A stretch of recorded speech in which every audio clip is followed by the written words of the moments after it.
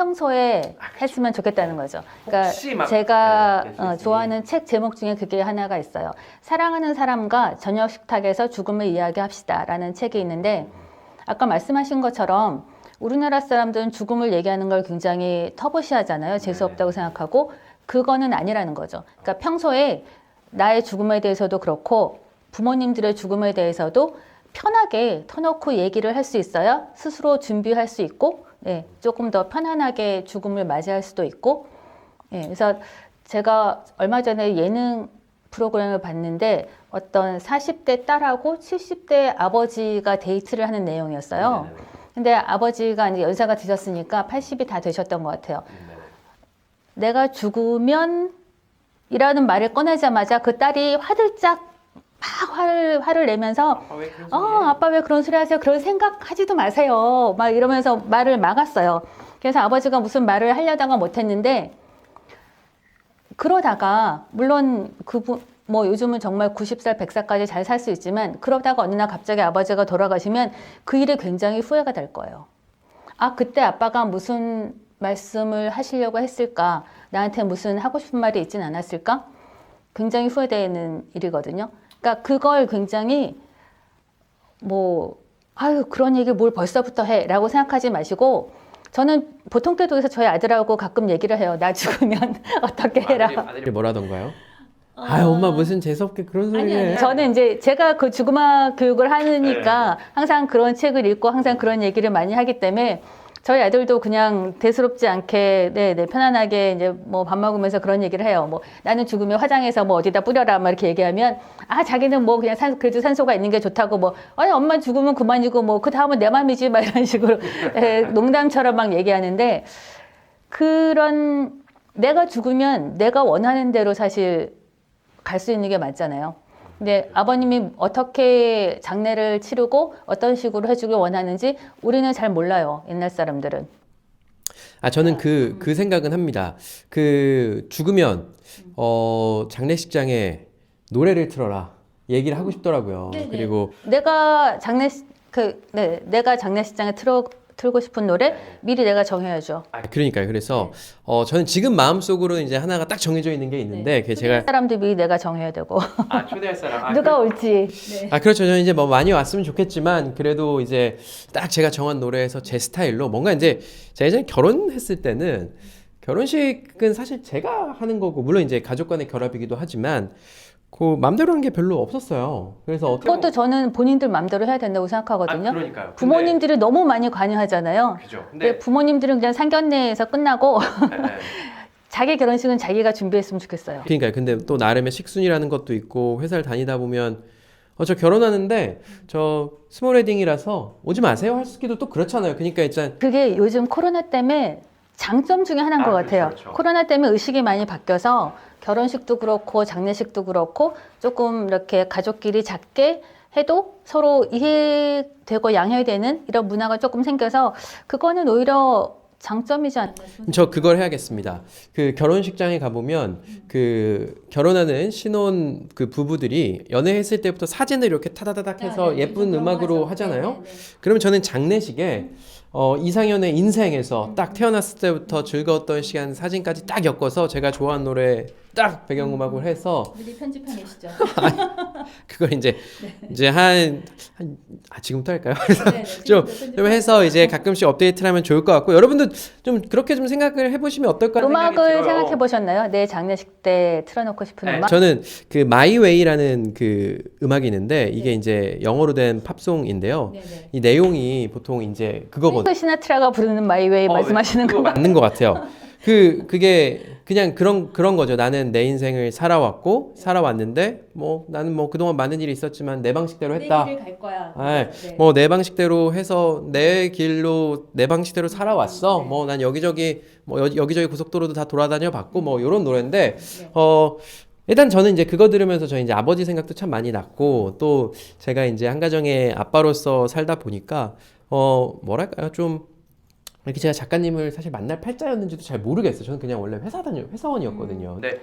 이렇게 만나서 장시간 이렇게 수다를 떠는 건 굉장한 인연이 있지 않을까요? 그렇죠. 그러니까 이렇게 길을 한 발짝 한 발짝 개척해 나가면서 새로운 길로 가다 보니까 뭐 인연은 있었는지 없었는지 모르겠지만 나랑 정말 다른 데서 일하는 왜냐면 제가 회사에서 일할 때는 같은 회사 아니면 다른 회사여도 다 동종업계에서 일하는 분들만 만났는데 근데 이게 뭐 거기서 이제 생각이 딱 틀에 고정이 되어 있는데 제가 이렇게 작가님이라든지 뭐 의사 선생님 뭐 어떤 학자분들 이렇게 만나보니까 아 다양한 생각이 있구나 또 그러니까 뭐 어쨌든 이 마이웨이라는 게 아직은 제가 장례식장에 하나 틀자면 요 마이웨이를 틀지 않을까라는 생각이 좀 들고요. 그 작가님 어떠십니까? 노래 풍악을 좀 울리신다면. 저는 네. 사실은 첼로를 좋아해서 뭐 바흐의 첼로나 이런 걸 틀고 싶었었는데 네네. 작년 연말에 이제 제가 기획을 한 게 이제 제가 죽음악을 하다 보니까 다양한 분야의 분들하고 이제 콜라보를 하게 돼요. 아, 네네. 그래서 피아니스트하고 죽음악 콘서트를 기획했었어요. 아, 코로나 때문에 연기됐지만 어쨌든 그래서 그때 내 장례식 때 틀고 싶은 곡을 이제 피아노 곡으로 이제 찾아보게 됐어요. 그 피아니스트 분이 그걸 연주를 해야 해서 그때 피아노 곡 중에서는 그 브람스의 인터메조라는 곡이 있는데 그 곡이 장례식에 틀어놔도 굉장히 편안한 네네네 그런 곡이라서 뭐 그런 것도 괜찮지 않을까 싶어요. 그 사실 저는 장례식장 가서 음악을 들어본 적이 없습니다. 실제로 장례식장 가본 지도 굉장히 오래됐고. 식당에서 음악이 안 나왔던 것 같아요. 네, 그러면 여러분도 내가 죽으면 이렇게 하면은 그 자녀분들이 아유 무슨 그런 소리야라고 하겠지만 내가 죽으면 그 오디오 좋은 거 하나 해서 그 분양하는 데다가 내가 노래 하나 해줄 테니까 그거 좀 꼭 좀 틀어라. 그래서 제가 요즘 좋아하는 방법은 뭐냐면 사전 장례식이에요. 아 사전 장례식. 네네. 아, 그건 좀 너무 먼저 간 거 아닙니까? 아니요. 만약에 제가 어느 정도 뭐 시한부라거나 아니면 제가 나이가 뭐 80이 넘어서 이제 어느 정도밖에 보인다. 내가 못 살겠다 싶을 수도 있고 뭐 내가 아플 수도 있고 그러면 내가 죽고 나서 사람들이 찾아와서 뭐 시끌벅적하면 무슨 소용이겠어요. 근데 나이 들면 또 사람들을 다 만나러 다닐 기운도 없고 사실 만나기 힘든 경우도 사실 있거든요. 그래서 제가 이제 리스트를 보고 싶은 사람 리스트죠. 보고 싶은 사람 리스트를 작성을 해서 사전 장례식을 하고 내가 틀고 싶은 음악을 틀고 그러면은 거기다가 부고 이렇게 날리는 거예요? 문자로 부고 그쵸. 누구누구님이 향년 몇 세에 네. 사망하셨습니다라고 이거 사망하셨습니다가 이제 사망할지는 언제 모르지만 아, 사전 장례식을 하고 그리고 진짜 장례식은 오지 마라. 사람들한테 그렇게 부담 주지 말고 그냥 가족끼리 아주 간단하게. 네. 옛날에 그런 영화가 있었어요. 뭐 나의 판타스틱 장례식인가? 뭐 그런 영화도 있었는데 어떤 그 영화에서는 젊은 여자가 시한부였고 네네. 근데 부모님들이 돌아가시고 부모님들 사고로 돌아가셔서 부모님은 안 계시고 네네. 유산은 충분히 있는 상태였는데 시한부가 된 거예요. 아, 그래서 이게 돈은 있는데도 누가 내 장례식을 치러줄 사람이 없어서 누구한테 내 마지막을 맡겨야 되나라고 고민을 하다가 이제 그때 만나고 있던 남자친구한테 그런 얘기를 했더니 이 친구가 놀라서 그냥 도망가 버렸어요. 그래서 그 전 남자친구를 또 찾아가서 사정을 얘기했더니 그 친구가 그래도 좀 인간성이 좀 났나 봐요. 그 친구가 이제 마지막까지 곁을 지켜줘요. 그래서 둘이 약혼식 하듯이 약혼식 같은 이런 파티 분위기로 파티를 하고 이제 장례식을 미리 하는 거죠. 그리고 나서 이제 뭐 병원에서 죽게 되겠지만 그런 방법도 괜찮지 않을까라는 생각이 요즘은 들어요. 그렇습니다. 사실 저희가 오늘은 이제 나답게 사는 법에 대해서 이야기를 하려고 했는데 아니 죽음에 대한 얘기가 훨씬 더 나은 것 같아요. 아니요. 왜냐면 이 나답게 산다는 것 자체가 워낙 많은 분들이 이야기를 또 하고 계시고 근데 내가 어떻게 죽을까를 생각을 하고 산다면 그게 나답게 사는 길을 찾는 방법일 수도 있어요. 그러면 후회 없이 살아야 되기 네. 때문에 그렇게 하다 보면 나답게 사는 법이 거기서 나올 수도 있거든요. 그렇죠. 그래서 여러분들께서도 요걸 딱 보시면서 죽음 뭐 어떤 분들은 쿨하게 인정하시겠죠. 죽음 찾아오겠지. 근데 또 반대분들은 죽음 이런 귀찮아 하실 수도 있지만 한 번쯤 생각해 보시면 진짜 내가 뭘 좋아하는지 또 진짜 마지막 순간에 나에게 제한된 시간과 제한된 에너지밖에 없다면 그 제한된 시간과 에너지를 어떻게 쓸지에 대해서 생각이 딱 되잖아요. 그러면 그때 생각나는 것들이 내가 가장 아끼고 사랑하고 좋아하는 거구나라고 생각하시면 될 것 같아요. 그죠? 그 또 혹시 죽음과 관련된 이야기 중에서 해볼 만한 거 없을까요? 재밌네요. 죽음학이라는 건 죽음학이 있어요. 사나톨로지라고 죽음학이 정립이 돼 있고요. 죽음학이라는 건 죽음에 관한 뭐 심리학, 철학, 다양한 인문학, 그리고 의학, 뭐 이런 여러 가지 뭐 법적인 법의학도 마찬가지고 여러 가지 학문을 다 통틀어서 다시 정립이 되어 있는 게 사나톨로지라는 죽음학이거든요. 근데 그 기초 과정을 배울 때는 어떤 걸 배우냐면 뭐 우리가 흔히 아는 뭐 호스피스는 연명 치료나 이런 문제, 그다음에 뭐 유언장 문제, 그다음에 사회적인 죽음, 그다음에 뭐 죽음의 뭐 역사, 뭐 장례 역사부터 시작해서 굉장히 다양한 죽음에 관련된 모든 다양한 분야를 다 배우게 돼요. 그 사회적 죽음이라는 말씀하셨는데 이 얘기를 조금 더 해볼까 합니다. 그 얘기 시작하면 또 길 텐데 괜찮은가요? 괜찮습니다. 네네. 사회적 죽음에서 제가 강의할 때 말씀드리는 거는 물론 이제 요즘 많이 나오는 사회적인 약자의 죽음도 있지만 무연고자 죽음. 무연고자 죽음이요. 무연고자 죽음이 생각보다 조금 더 많다.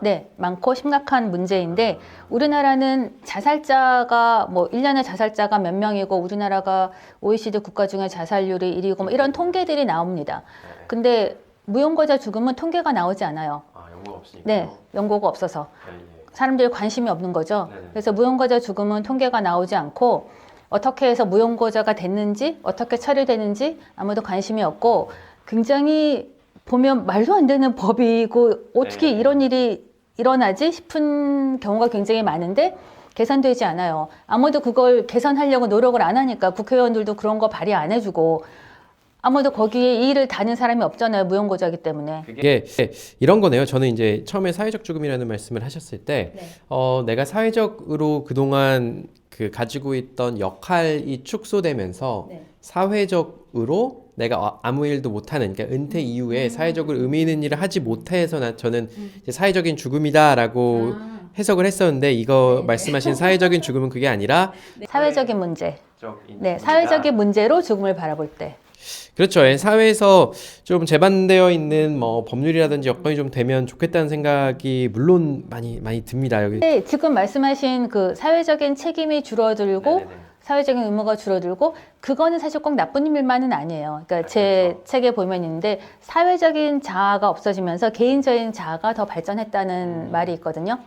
그러니까 사회적인 자아를 내려놨다는 건 아까 말씀드린 것처럼 뭐 체면이나 네네. 남이 나를 어떻게 볼까 뭐 이런 거를 많이 내려놓는 거거든요. 그러면 정말 내가 원하는 인생이 뭘까에 조금 더 충실할 수 있어요. 아, 그래서 사회적인 자아를 버리고 개인적인 자아에 좀 더 충실한 삶도 나이가 들면 나쁘지 않아요. 맞습니다. 저희가 책을 1년에 몇 권이나 읽으시냐고 여쭤보면 대부분 연세가 많아지면 많아지실수록 어찌 보면 그 아날로그 세대 출신이시잖아요. 젊을 때 정보 얻으시려면 책 읽고 잡지 읽고 신문 읽으셨던 분들임에도 불구하고 이제 유튜브가 너무 편하고 TV가 너무 편하고 또 활자 읽는 게 또 편치는 않잖아요. 글씨도 작고. 그래서 나이가 드실수록 아마 책을 읽는 빈도가 적은 것 같습니다. 제가 이게 뭐 통계는 없겠지만 나이를 불문하고 한국 사람들이 1년에 책을 한 권도 안 읽는다는 사람들이 굉장히 아, 많더라고요. 그 퍼센테이지가. 저는 그걸 보고 되게 놀랐었거든요. 그렇죠. 네. 네.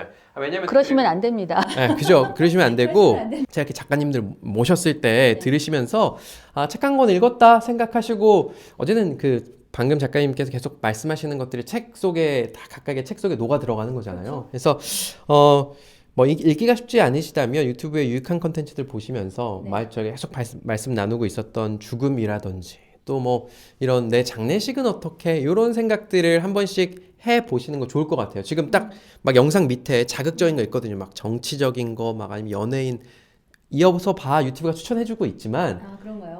잠깐 멈추시고 나는 어떻게 한번 생각해 보시는 것도 참 좋겠다는 생각이 듭니다. 그리고 아까 이야기하셨던 유언장 있잖아요. 네. 저는 이제 유언장 써본 적도 없고 네. 받아본 적도 없습니다. 네. 쓰는 규칙이 있습니까? 네, 법적인 규칙은 있어요. 아, 법적인 규칙. 네, 법적인 거는 그러니까 유언장은 내가 나한테 하는 것과 그리고 뭐 자손들이나 남한테 해줘야 될 예, 것과 그런 이제 내용이 들어가야 되는데 법적인 규칙은 뭐 이름, 주소 뭐 이런 게 정확하게 들어가야 된다는 것과 그리고 뭐 재산을 누구한테 남길게요 해도 그 항목에 대한 게 굉장히 법적으로 정확하게 들어가야 된다는 게 있죠. 그런데 네. 제가 하나 사례를 말씀드리면 이제 재산 분할에 대해서 나중에 분쟁이 많이 생기잖아요. 그래서 이렇게 소송을 하기도 하고 그런데 어떤 사건이 있었냐면 분명히 그 법적인 대로 뭐 증인도 있어야 돼요. 네네. 두 명의 증인이 있어야 되고 뭐 아니면 공증을 해야 되거나 뭐 그런 법적인 요건을 다 거쳐서 만들었는데 그 재산을 덜 받은 자손이 이제 다시 많이 이제 받은, 재산 네. 분할에 소송을 한 건데 이게 이 유언장이 효력이 없다고 판결이 난 거예요. 아, 예, 예. 분명히 거기 주소, 이름, 뭐 성, 뭐 다 네네네네. 써 있었는데 네네네. 그리고 공증도 받았는데 네네. 그 이유가 뭔지 아세요? 왜 그랬을까요? 아파트 번지수가 빠져서 아. 예를 들면 뭐 압구정동 현대아파트 그러면 번지수 잘 안 쓰잖아요. 다 아니까 몇 동 몇 호만 쓰지. 번지수가 빠져서 그러니까 그런 트집까지 잡히는 게 유언장이라서 네, 그런 거 굉장히 잘 법적인 그 자문 받아서 남겨줄 게 많다면 네, 네네. 재산 문제에 관해서는 그렇고요. 그리고 보통 사람들은 사실 뭐 저부터도 그렇게 남겨줄 재산도 없고 저도 네. 아들 하나게 되면 뭐 싸울 자식도 없고 네. 그러면 유언장의 중요한 건 뭐냐면 사실은 그러니까 유언장이라보다 그 유산이라는 것 자체가 사실 물질적인 게 다는 아닌 것 같아요. 아, 그렇죠. 그래서 그 어떤 요양원의 원장님께서 이제 강의할 때 말씀하시는 게 어떤 할머니는 굉장히 여유가 있어 보이는 부유한 할머니였는데 항상 이렇게 창가에서 창문을 내다보고 이렇게 누군가를 기다리는 듯하게 이렇게 창문을 내다보고 하루 종일 멍하니 계시고 어떤 할아버지는 낮에는 딸이 와서 점심 식사를 도와드리고 그리고 계속 이렇게 케어를 해주시고 딸이 가면 저녁에는 아들이 약간 이렇게 프라이드 같은 이런 그 약간 허름한 경차를 끌고 와서 또 저녁을 이렇게 수발을 해드리고 가고 그런 걸 보면서 진짜 뭐가 중요한 유산이고 뭐 유언장이 그렇게 중요할까 뭐 이런 생각을 해보게 됐어요. 그래서 저 같은 경우에는 그렇게 큰 재산도 없고 뭐 남겨줄 재산 싸움을 할 것도 아니고 그래서 제 유산은 뭐냐면 아들한테는 제가 어떻게 똑바로 살아가야 되는지에 대한 올바른 생각, 가치관, 그 다음에는 시간인 것 같아요. 좋은 시간을 남겨주는 거. 그래서 1년에 한 번씩 아들하고 여행을 가요. 아, 예. 그래서 그래요. 같이 여행 가서 이렇게 사진을 하나씩 남기거든요. 사진관에 가서. 질문이 있습니다. 네. 나중에 아들이 결혼을 해서 네. 며느리가 들어왔어요. 네. 그럼 이제 그 여행 1년에 한 번씩 가는 여행 어떻게 됩니까? 며느리와 같이 갈 수도 있을 거고 둘이 갈 수도 있을 것 같아요. 아, 둘이 둘이 가면 며느리가 삐질까요? 아니요. 처음에 아이가 태어나기 전에는 안 삐질 것 같습니다. 맨날 밥하고 같이 맨날 싸우고 하던 남편이 네. 뭐 행복하게 하겠죠. 네. 시어머니 여행 간다 그러면 누가 말리겠습니까? 근데 이제 근데- 애 봐야 되는데 남편 팔자 좋게 음. 시어머니랑 해외여행 간다고 하면 아니 저는 뭐 다 같이 가는 것도 상관없는데 네. 며느리 입장에서 시어머니랑 같이 여행 가는 게 좋을까요? 뭐 본인이 그러니까 좋다면 그거는- 같이 갑니다. 네, 뭐 본인이 그거는 원하지 복잡한 않으면 문제입니다. 네, 본인이 원하지 않으면 뭐 따로 갈 수도 있긴 한데 제 생각에는 결혼하면 그냥 저 혼자 가지 싶습니다. 아. 네, 지금도 저는 혼자 여행 다니는 걸 좋아하기 때문에 아까 책을 제가 한 권 더 갖고 왔는데 그게 여행 에세이거든요. 네네네. 네, 거기 보면 네, 영에 관한 에세이가 볼일 있는 있고 별여행? 네, 네. 네네네. 이 안에 글과 그림도 다 제가 그리는 거라서 아. 제가 이렇게 여행 스케치, 펜 스케치 네네네. 하는 거 좋아해서 네. 그래서 그냥 여행 다니는 거 좋아하기 때문에 혼자 여행을 다니지 않을까. 아. 네, 네. 근데 어쨌든 네. 그러니까 유산이라는 건 유산과 유언장에 중요한 건 물질적인 것보다는 조금 더 의미 있는 이런 가치가 더 중요하지 않을까. 네. 그렇죠. 사실 이 뭐 유언장 진짜 쓰게 되면 그냥 변호사 찾아가시면 되고요. 네. 저는 이제 좀 이 유언장에 뭐 이게 이제 죽음 교육 지도사로서 좀 꼭 썼으면 좋겠는 내용들이, 그러니까 법적인 재산적인 부분 말고 어떤 것들이 있는지가 조금 더 궁금하기는 합니다. 그러니까 그게 이제 나한테 스스로한테 하고 싶은 말 그리고 자식들한테 하고 싶은 말일 텐데 이런 이제 물론 이제 제 지금 쓰고 있는 책에도 죽음에 대한 책을 쓰고 있다 보니까 유언장에 대한 내용이 있어요. 근데 그걸 쓰다 보면 결국은 다 똑같은 거예요. 자식들한테 하고 싶은 말, 뭐 사랑한다, 감사하다, 뭐 이런 거잖아요. 그렇죠. 지금 하세요. 네, 지금 왜 유언장에다 쓰려고 하세요? 그냥 지금 하세요. 자, 아버지 어머니 듣고 계십니까? 네, 지금 하세요. 저도 이제 어릴 때, 뭐 어릴 땐 들었을지 모르겠지만 저는 이제 저희 아들이 자기 전에 맨날 가서 사랑해 뽀뽀하고 매일매일 하는데 몇 살까지 할 수 있을 것 같으세요? 그러니까요. 애가 근데 크면? 저는 커서도 계속 해보려고 이제 노력은 하고 애가 있는데 거부하면. 거부해도 해야죠. 근데 이제 그게 계속 이제 귀에 박히게 해야 되는데 그 이제 저희 아버지 어머님 같은 경우도 너무 잘 알죠. 저를 너무너무 사랑하시는 거 잘 마음은 잘 알지만 뭐 그런 이야기를 들어본 적이 거의 없어요. 네, 그래서 이제 그건 이제 제가 아들한테 이렇게 좀 이렇게 해드리고 그거랑 마찬가지로 저도 뭐 부모님께 사랑한다 뭐 말씀을 드렸던 적이 한 번도 없는데 감사한 마음은 참 많이 있습니다. 근데 그걸 이제 표현하려고 하면은 네, 말로 표현하기 너무 안 힘드시면 해봐서. 말로 하기 힘드시면 그냥 카드나 편지를 쓰는 것도 되게 좋은 방법이에요. 그러니까 제가 작년 가을이었던 것 같아요. 작년 가을에 제주도를 갔었는데 그 제주도 세화 해변에 그 네. 혼자서 이제 몇 시간 이제 시간이 생겨서 혼자 하루를 이렇게 놀다 보니까 이렇게 눈에 띄는 카페가 있어서 그냥 예뻐서 들어갔는데 거기 가니까 엽서를 보내주는 게 있더라고요. 네. 뭐 1년 뒤에 1년 후에. 보내드립니다. 뭐 이런 거였는데 거기에 좋은 점은 뭐냐면 1년 뒤가 아니라 그 1년 뒤에 내가 원하는 날짜에 엽서를 보내주는 거예요. 네네. 그러니까 그 이렇게 우체통처럼 뭐 이렇게 달별로 예. 한 보름 정도 간격이었던 것 같아요. 보름 간격으로 이렇게 칸이 있고 내가 원하는 날짜에 넣으면 그날 즈음에 오는 거라서 거기다 이제 저희 아들이 4월 12일이 지난주가 생일이었어요. 네. 그래서 저희 아들 생일쯤 오게 편지를 써서 이제 엽서에다가 써서 네. 거기다 이제 집어넣은 거죠. 4월 달에 예. 올 수 있게. 네, 그럴 때 핑계로 이제 쓰는 거죠. 사랑한다. 네네네. 뭐 감사하다거나 뭐 사랑한다거나 이런 것들은 저희 아들이 꽤 엄마한테 자상하고 잘하는 아들이라서 사실 보통 아들에 비해서는 굉장히 제가 감사하게 생각하고 있는데 그런 것들을 평소에 표현하지 못하는 거를 그런 데다가 쓰죠. 네, 한 번쯤 표현해 보시는 게 저도 좋지 않을까라는 생각이 들어요. 뭐 저희가 아까 전에 죽음 직전에 하루가 남았다, 30일이 남았다라고 한다면 너무 아쉬울 것 같아요. 자주 해주지 못했던 게 참 아쉬울 것 같고 표현의 한계를 극복하는 게 아마 여러분들도 정말 쉽지 않으실 거라고 생각을 해요. 뭐 예를 들자면 그 TV에 나오는 연예인, 내가 한 번도 보지 못했던 연예인 유튜브 채널이라든지 댓글이라든지 가서 사랑해요 오빠 뭐 이런 거 있잖아요. 평생 키워주신 아버지 엄마한테는 한 번도 안 해봤지만 저는 연예인 사랑 안 합니다.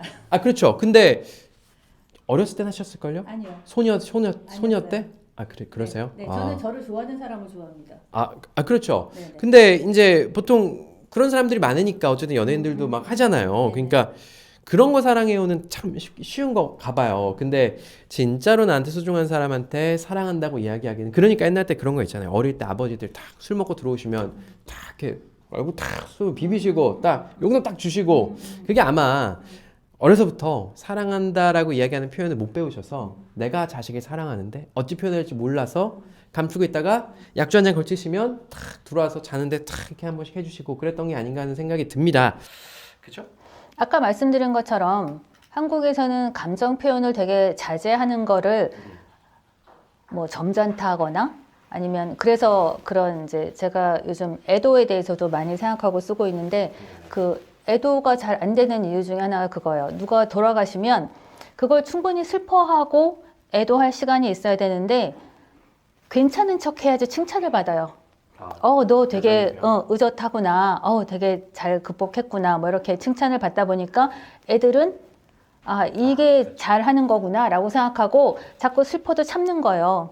만약에 엄마가 돌아가셨는데 슬퍼하질 못해요.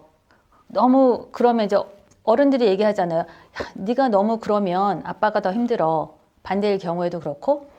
그러니까 네가 뭐 잘 버텨야 돼. 의젓해야 돼. 이런 식으로 자꾸 강요를 받다 보면 애도가 안 되고 그게 트라우마로 남는 경우가 있어요. 그 조선시대부터 그랬던 것 같아요. 아직도 뭐, 네, 네. 네, 조선시대에 받아들인 그 성리학이 여전히 우리 네, 이교의 폐단이죠. 그 방금 말씀하셨던 감정을 숨기지 않고 드러내는 것. 그러니까 예전에 보면 그 조선시대 선비들이 에헤 하면서 뒷짐지고 다니면서 뭐 큰일도 작은 일처럼 네, 또 뭐 이렇게 감정을 숨기고 성인 군자와 같은 모습을 하려고 했던 것 같은데 그러다 보면 이제 사람이 많이 쌓이고 이상한 데서 터지고 하니까 충분히 슬퍼할 일이 있으면 슬퍼해야 될 것 같고요. 또 기쁜 일이 있으면 기뻐해야 될 것 같고요. 그게 건강한 것 같아요. 또 뭐 겸손해야 되기도 하지만 내가 살다가 너무 기쁜 일이 있으면 우리 아들 좋은 대학교 갔어요. 우리 아들이 어디 가서 뭐 좋은 일 했어요. 뭐 너무 자랑하고 싶은 일 있으시면 가끔은 또 뭐 자랑하시고 또 한턱 쏘시고 그렇게 해서 쌓인 것 없이 쫙쫙 풀면서 살아가는 게 어쩌면 나답게 사는 법이 아닐까라는 생각이 듭니다. 제 작가님 처음 오셨을 때 여쭤봤어요. 작가님 나답게 나이 드는 거 그거 어떻게 하는 거예요? 물어봤더니 그 한마디로 이제 눈치 보지 않는 것이라고 이야기를 하셨던 걸로 기억을 합니다. 눈치 안 볼 수는 없죠. 눈치를 안 볼 수는 그러니까 네. 그냥 한마디로 말씀하세요. 그러면 이제 제가 그렇게 얘기하는 거고요. 제가 이 책을 쓸 때 보면 그런 말이 있어요. 그러니까 그 노인 전문 의사들이 말하는 노화를 방지하는 방법에 어떤 것들이 있냐면 책을 읽거나 네. 뭐 글을 쓰거나 이렇게 그러니까 지적인 활동을 좀 많이 하는 거죠. 네. 아니면 뭐 노래와 춤이나 이런 거를 자기가 직접 하는 거. 그다음에 손을 많이 쓰는 거, 뭐 그림을 그리거나 네. 취미 활동을 하는 거, 그다음에 또 운동하는 거 빠질 수 없죠. 운동하는 거. 근데 이제 제가 책을 쓸 때 그걸 제가 다 하고 있었던 거예요. 아시다시피 뭐 책을 좋아하니까 책을 많이 읽기도 하는 편이고 책을 쓰기도 하고 그리고 아까 그 여행 스케치 보셨겠지만 그림도 그리고 그다음에 제가 플라멩코 하거든요. 그래서 이제 춤도 추고 네네 그리고 운동도 꾸준히 하는 편이고 그래서 이제 그걸 다 하고 있으니까 사람들이 너는 그걸 다 하고 있네? 그럼 그냥 그걸 쓰면 되겠네? 라고 얘기를 했었어요. 예. 이 말씀을 왜 드리냐면 내가 뭘 좋아하는지 네, 끊임없이 자기 관리는 해야 되고요. 그러니까 그건 사실 뭐 나이와 상관없이 그렇게 해야 된다고 생각하지만 그렇게 남의 눈치 보지 말고 자기 관리도 해야 되고 그다음에 내가 좋아하는 거가 뭔지를 한번 잘 찾아보는 거 그리고 아까 말씀드린 것처럼 이렇게 뭐 물론 사회 관계에서 남한테 사랑받고 사랑하고 그런 정서적인 유대감 굉장히 중요한데 그것도 되게 중요하고요. 그와 그만큼 아니면 그보다 좀 더 중요한 건 내가 혼자 할 수 있는 지적 활동이 굉장히 중요해요. 그러니까 뭐 책을 읽고 음악을 듣고 나이가 들면 나가서 뛰어놀 수 없으니까 사실 집에서 혼자 책을 읽거나 음악을 듣거나 이런 활동들을 많이 하게 되는데 그게 젊어서부터 준비하지 않으면 어느 날 갑자기 되진 않아요. 내가 무슨 책을 읽어야 할지도 잘 모르고 내가 무슨 음악을 좋아하는지도 잘 모르고 사실 지금부터 많이 읽고 많이 듣고 해야지 내 취향이라는 것을 찾을 수 있거든요. 그래서 그런 준비들이 많이 필요한 것 같아요. 그 어찌 보면 이런 것 같습니다. 제가 그 고등학교 때까지는 스케줄이 너무 바빴어요. 왜냐면 학생 때 이제 고3이고 고2고 하면 하루 종일 일어나서부터 잘 때까지 거의 공부를 했었는데 대학교에 열심히 공부하셨나요? 고등학교 때는 공부를 참 잘했습니다. 네네. 그때까지만요. 네. 대학교에 딱 좋은 대학을 가셨겠네요. 네, 뭐 괜찮은 데는 아는데 그 대학교에 딱 들어가니까 갑자기 자유시간이 너무 많아진 거예요. 뭘 해야 될지 도저히 모르겠습니다. 그래서 보통 이제 하는 게 이제 선배들 따라다니면서 뭐 당구장 가고 또 뭐 술 마시고 점심부터 술 마시고 뭐 그런 일들을 참 많이 했는데 그게 남자분들이 은퇴 후에 겪게 되는 현상과 똑같아요. 그렇죠. 네. 그러니까 생각해 보면 그 제 대학 시절을 생각해 보면 고등학교 때 준비를 하나도 못 한 거죠. 왜냐면 대학교만 가야 되니까. 근데 이제는 이제 시간이 어느 정도 있고 은퇴 이후를 준비할 수 있는 시간이 있으니까 내가 은퇴하면 사실 많아지는 건 시간이고 없어지는 건 돈이잖아요. 그래서 그 많아지는 시간을 나를 위해서 뭐 사람들 맨날 만날 수도 없고 나 혼자 보내는 나만의 그 시간을 어떻게 잘 구성할지 네.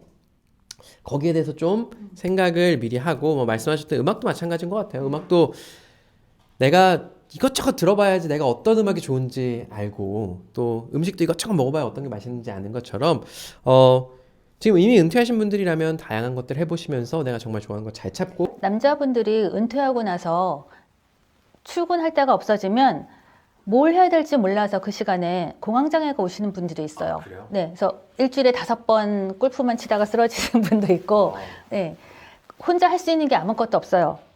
그러니까 너무 또 이게 임원이거나 직급이 높을수록 좀 더 심해요. 그러니까 비서들이 다 해주거나 아니면 뭐 집에서는 부인들이 다 해주거나 혼자 할 수 있는 게 없고 뭘 해야 될지 모르고 그래서 이렇게 공황장애가 오시는 분들이 있는데 여기서 또 하나의 포인트는 그래서 혼자 뭐든지 할 수 있어야 된다는 거예요. 그래서 은퇴하기 전에 혼자 할 수 있는 연습을 하세요. 혼자 뭐 대중교통도 타고 다니고 혼자 길 찾기 아니면 혼자 뭔가 음식을 만들어 먹기 부인이 음식을 해놓고 나가도 혼자서 밥을 안 차려 먹는 분들도 계세요. 은퇴하고 나서. 그러면 굉장히 살기 힘들어요. 그러면 남편이 이제 곧 은퇴를 앞뒀다라고 한다면 그런 남편을 두신 분들께서는 2주 정도 어디 가세요. 혼자 할 수밖에 없게. 곰국 끓여 먹지 말고 그냥 예. 근데 요즘은 뭐 사실은 우리나라 배달 음식이 너무 좋아서 그렇죠. 배달해서도 먹고 살긴 하지만 어쨌든 혼자 할 수 있는 것들, 혼자 하는 연습. 네, 그게 굉장히 중요한 것 같아요. 작가님 뭐 마지막으로 조금 더 뭐 못하셨다라거나 네. 뭐 좀 더 하시고 싶은 말씀 있으실까요? 아, 원래는 사실은 뭐 어떻게 하면 잘 나이 들까 네. 에 대해서 얘기를 하려고 했는데 대표님께서 죽음에 관심이 있으신 줄 몰랐네요. 네, 저는 죽음 얘기하는 걸 되게 좋아하거든요. 네, 왜냐면 제가 지금 쓰고 있는 책이 죽음에 관한 책이라서 가제는 나에게도 애도가 필요했다예요. 나에게도 애도가 필요했다. 네. 나중에 책 나오면 좀 알려주시고요. 저기 왜냐면 저희가 지난번에 이제 올라갔던 것들도 이제 어떻게 하면 멋지게 조금 더 나이 들지 또 어떻게 생각하면서 나이 드는 거에 대해서 좀 생각해야 될지라고 이야기해봤는데 작가님 말씀하시는 거랑 큰 괴는 거의 다 같은 것 같아요. 맞아요. 그래서 오늘은 조금 더 죽음에 대해서 초점을 맞췄던 것 같고요. 여러분 뭐 다 들으셨으면 제가 정리 안 해주셔도 좀 잘 아시리라고 생각이 듭니다. 죽음을 앞두고 뭐 하루 앞두고 30일을 앞두고 내가 그때 뭐 해야지 생각 한번 해보신다면 정말 내 인생에서 중요한 게 뭔지 그리고 그 중요한 것들이 실제로 뭐 돈이 많이 들고 시간이 많이 드는 게 아니라면 당장 사랑한다 아들 뭐 이렇게 카톡 한번 보내면 좋잖아요. 그죠? 그래서 오늘은 좀 잘 죽는 법, 하루하루 좀 소중하게 살아가는 법에 대해서 작가님 이야기를 해봤고요. 여기 나이답게가 아니라 나답게 여기에 오늘 이제 못다 해본 내용들이 아마 작가님 생각이 많이 들어가 있을 거라고 생각이 듭니다. 좋은 점에 대해서도 많이 써 있고요. 네. 네, 어떻게 나이가 들어야 할지에 대해서도 써 있습니다. 네, 여러분 참고해 주시면 좋을 것 같고요. 오늘 인터뷰는 이쯤에서 마치도록 하겠습니다. 작가님 감사합니다. 네, 여기까지 하겠습니다. 감사합니다.